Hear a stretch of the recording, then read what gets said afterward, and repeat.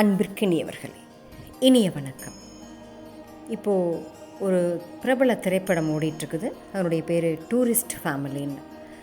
அதில் அதனுடைய டைரக்டர் ஒரு சின்ன சின்ன வேஷத்தில் நடிச்சிருப்பார். ஒரு 2-3 சீனில் வந்திருப்பார். அந்த படத்தில் தங்கிட்ட சாப்பிட்டியாப்பா அப்படின்னு கேட்ட சசிகுமாரை பற்றி அந்த இளைஞன் சொல்லும் வார்த்தைகளில் அவ்வளவு உண்மை புதஞ்சிருக்குதுங்க. இதை ஒருத்தர் தன்னுடைய சொந்த அனுபவத்திலிருந்து உணர்ந்ததா முகநூலில் பகிர்ந்திருக்கிறார். எனக்கு படித்ததில் ரொம்ப பிடிச்சதுங்க, மனசை தொட்டதும் கூட. அதனால தான் உங்கள் கூட ஷேர் பண்ணிக்கிறேன், கேளுங்களேன். மஸ்கட் சென்ற புதுசில் கடவுச்சீட்டு தொலைஞ்சு போய் எங்கேயும் வெளியில் செல்ல முடியாத ஒரு சூழ்நிலை. நாங்கள் தங்கி இருந்த ஹோட்டலில் எதுவுமே இல்லை. 1 கிலோமீட்டர் தூரத்தில் சாப்பிட்றதுக்கு வேணும்னா அங்கே தான் போகணும். அது ஒரு மலையாளியோட கடை. ஆனால் வழியில் போலீஸ் எதுவும் சோதனை செஞ்சால் அவ்வளவுதான்.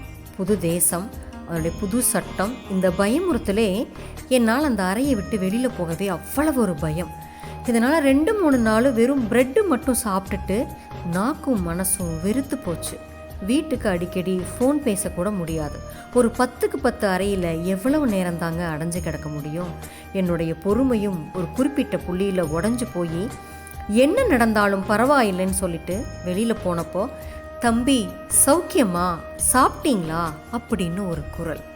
படத்தோட காட்சியில் சசிகுமார் கேட்டதும் அந்த இளைஞர் ஒரு வினாடி நின்று பின்னாடி மறுபடியும் நடந்து போவார்.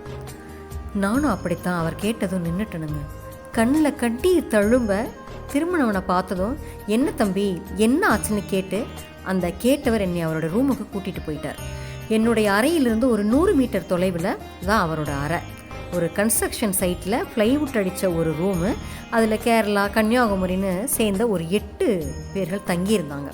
நான் போனதும் ஒரு தட்டையில் சோறு போட்டு மீன் குழம்பு ஊற்றி ரசம் ஊற்றி தந்தாங்க. வேறு எதுவும் கேட்கல. 4 நாளுக்கு அப்புறம் நல்லா சாப்பிட்டேன். நான் இயல்பானதுக்கப்புறம் என்னை என்ன ஏதுன்னு விசாரித்து ஆறுதல் கூறி அனுப்பிச்சி வச்சாங்க. அந்த சம்பவத்துக்கு அப்புறமா பெரும்பாலும் யாரை பார்த்தாலும் பேசினாலும் சாப்பிட்டையான்னு கேட்குறது என்னுடைய அனிச்சை செயலாச்சு அப்படின்னு அவர் அந்த முகநூலில் பகிர்ந்திருந்தார். நிஜமாலுமே சாப்பிட்டையாங்கிறது வெறும் வார்த்தை இல்லைங்க.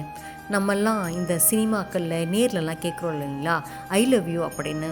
என்னை பொறுத்த வரைக்கும் இந்த வார்த்தையை விட சாப்பிட்டையான்னு கேட்குற அந்த வார்த்தையில் இருக்கிற அக்கறை வேறு எந்த வார்த்தையிலையுமே வராதுங்க. அதே மாதிரி வீட்டுக்கு ரீச் ஆனதும் ஒரு ஃபோன் பண்ணு, பத்திரமா போ, இப்படிங்கிற வார்த்தைகளில் இல்லாத காதலும் நேசமும் கண்டிப்பாக ஐ லவ் யூங்கிற வார்த்தையில் ஒருபோதும் வந்துடாதுங்க. நிஜமாலுமே இதெல்லாம் எல்லாருமே உணர்ந்திருக்கிற ஒரு செயல் தானே. யாரையாவது பார்த்தா சாப்பிட்டையான்னு கேட்டு பாருங்களேன். அதுக்கு பணம் கூட தேவையில்லைங்க, நல்ல மனசு இருந்தால் போதும். அந்த ஒரு வார்த்தை ஒருத்தருடைய வாழ்வையே மாற்றுங்க. அந்த மாத்திர நபர் நம்மளா கூட இருக்கலாங்க. அன்பையே விதைச்சு அன்பையே பெறுவோங்க. சரிங்களா? நாளை சந்திப்போம் தோழமையிலே. மகிழ்வுடன். விஸ்டம் மெட்ரிக் மேல்நிலைப்பள்ளி, செய்யாற்றை வென்றான்.